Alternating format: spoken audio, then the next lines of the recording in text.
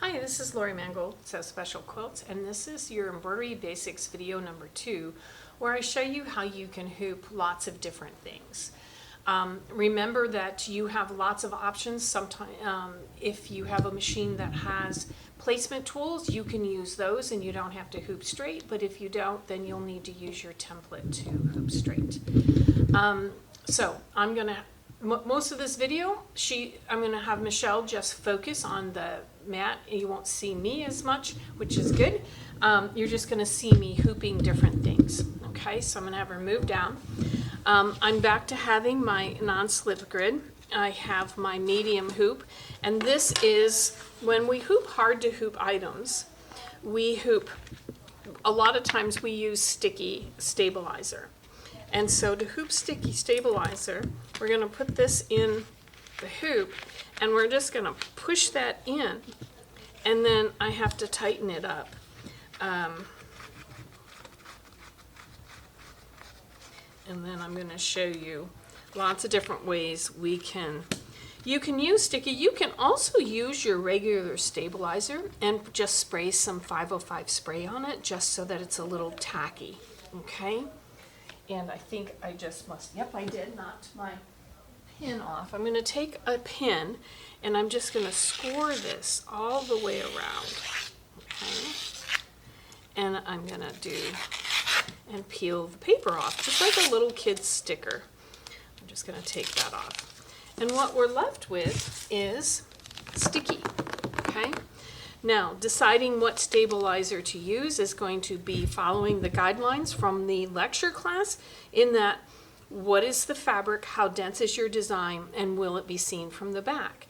And so for today, I'm just going to show you how to hoop it, but then you can make those choices.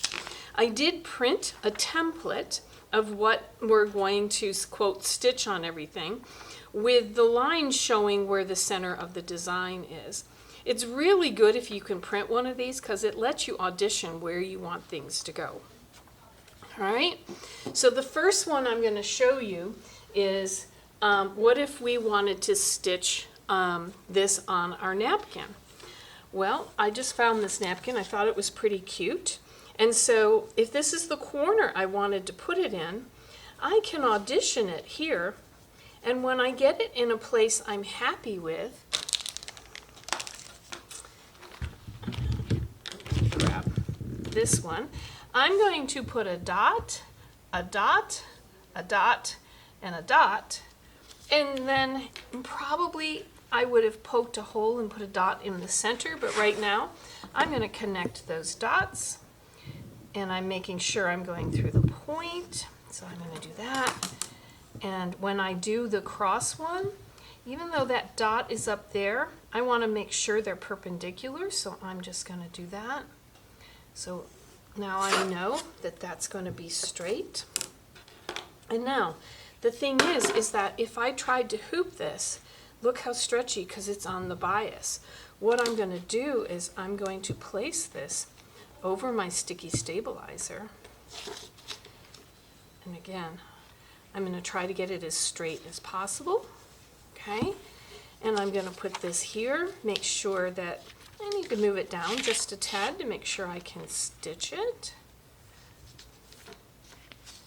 But there you go.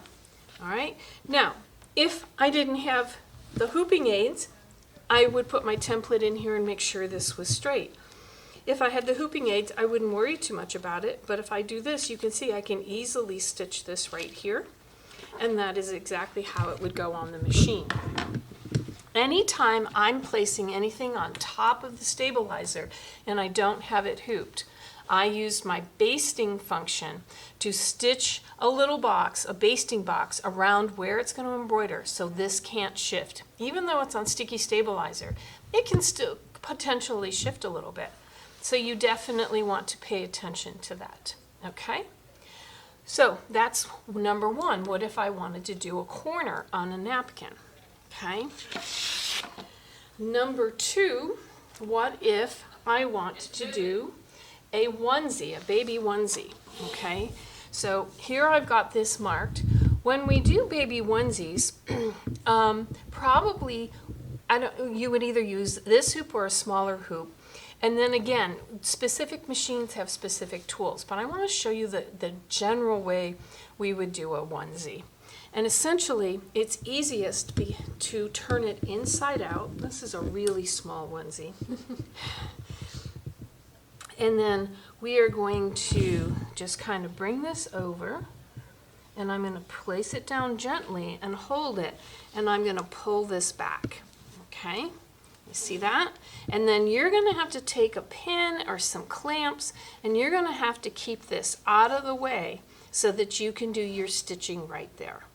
Now, I know that that is in crooked. Again, if I had if I had positioning aids like pinpoint placement, it wouldn't matter. If it had to be straight, I would pull it back up and make it straight. Okay? So there is that one. Now, what about a t-shirt? I'm going to grab this hoop right here. Okay? When we're doing a t-shirt, especially these now that you buy that are just so stretchy, you can see how stretchy.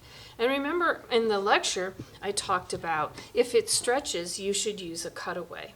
Well, I went ahead and put fusible poly mesh on the back of here so that by doing that, it helps seal these fibers so they can't shift.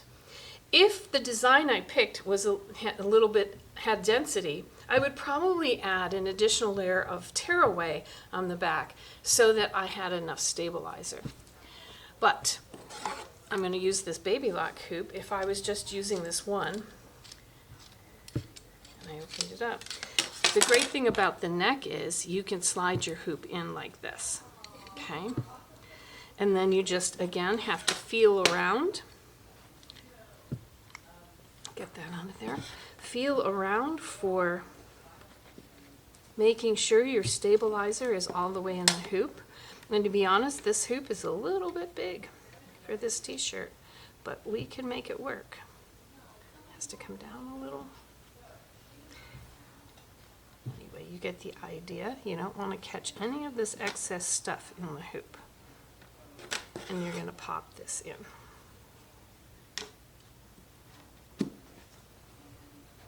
Okay. Slide it over. Find the, what did I do with the clamp?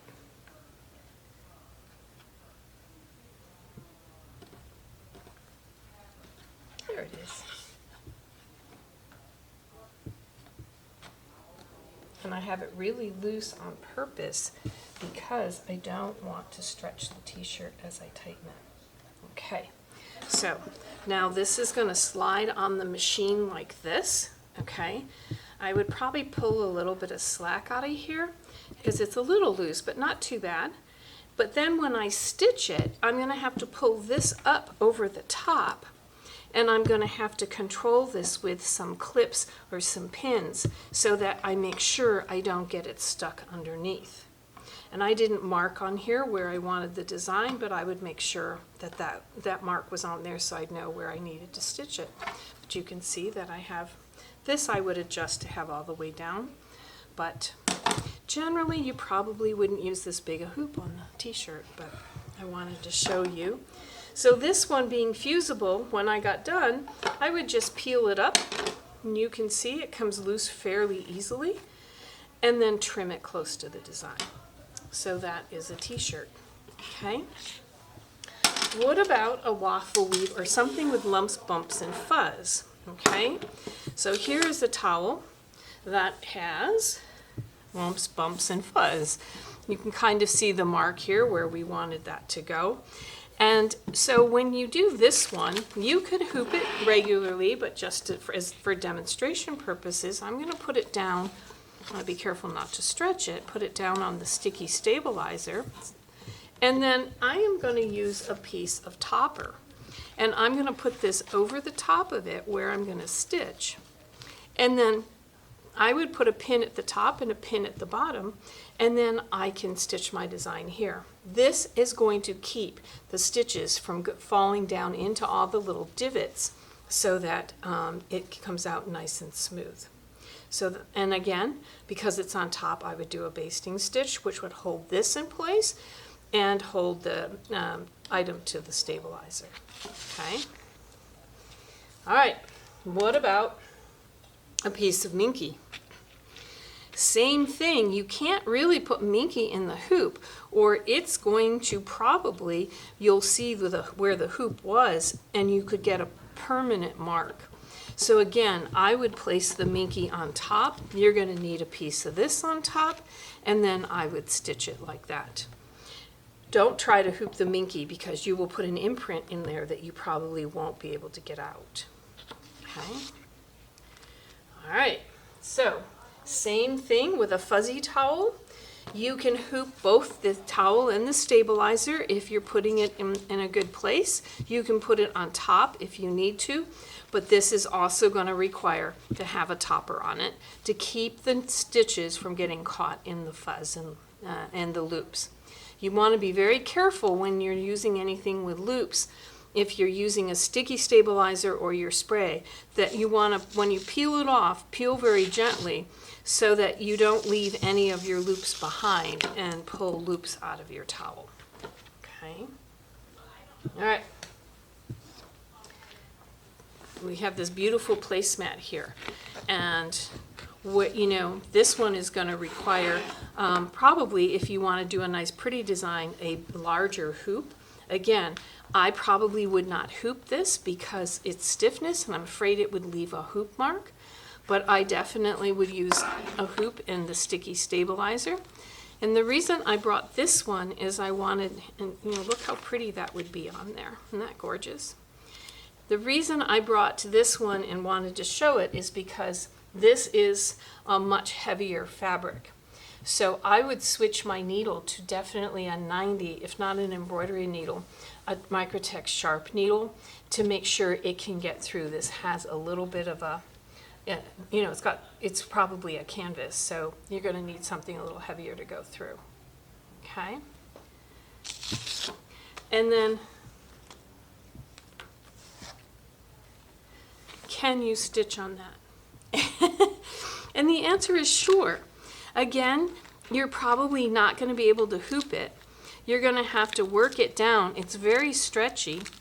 And then I would actually hold it in place. If this is where I wanted this to be, was here, I would actually put this on my machine, hold it in place, and then I would very carefully stitch the basting stitch to get this attached. I would put the topper on top of it, and I would use a much heavier needle because this is almost like a plastic. But yes, you could put this would be really pretty on there, wouldn't it? You could do it in several places. But now, if you have a Bernina, I don't know if you realize, you can embroider with your foot control. So if you turn on your basting stitch, you can use your foot control to go very slowly around and to anchor this down so that if anything happens, you can get it stopped. If you have a machine that has speed control, you want to slow it all the way down to get that going. Okay? I would be a little concerned about the density of the center, trying to do something through there. But this is, a charger, so you're going to have a plate on this anyway. So if you're going to do anything, you could do the outside. All right? And then, last but not least, what if we wanted to do a bag? Okay? Now, what are our options here? We have a seam in the side. If you wanted to do a really big design, you could open this up, which would then flatten this out. Okay? But you can also, if it goes on the machine like this, again, just like the onesie, it is really better to turn this inside out. Got to control the handle, and you're going to open this up, put this down, and I've got it in the medium hoop. Check for straightness if you have to, and then I'm going to clamp all of this back. If I tried to hoop it this way, let me just show you why we turn them inside out. If I try to do this, what am I going to do with all of this? Okay, it's much easier to get it out of the way and this flat if it is inside out. Now, if you can use the free arm of your machine, with the new clamp hoop that we have, you can actually put it on like that. Okay, so I've literally shown you bunches of different things that I have actually embroidered. It looks like all I use is sticky paper, and that's not the case. But when you are working with odd items, sticky paper is often your best bet. So the stack I'm putting here, I could actually, with this one, probably use regular stabilizer, but the stack I'm putting here are things that I would probably use sticky paper for. This one I could hoop. This one I can hoop. This one I can't hoop. So you can see that I would either use sticky stabilizer or I would use my stabilizer and spray it with 505 spray in this stack. And then in this stack I could go ahead and hoop. So I hope that helps wraps your brain around, okay, when I say it in Embroidery Basics, one of the questions you should ask yourself is, how would I get this under my needle? How would I get this? How would I hoop this? That this will get you kind of thinking in that direction. I hope that helps. Thanks.